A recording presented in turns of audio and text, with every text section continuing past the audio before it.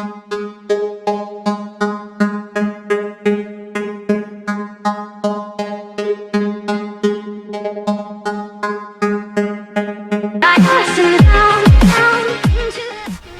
everyone, welcome back to my channel. So today I've got a really exciting review for you.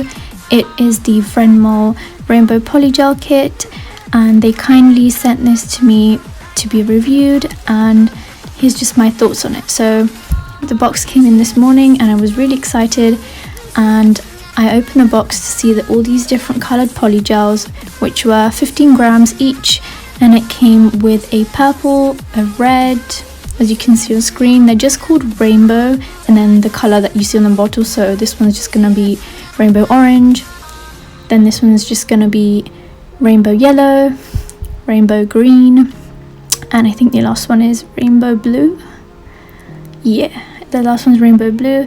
I really like the red, like decorative packaging inside as well. It was just really fun.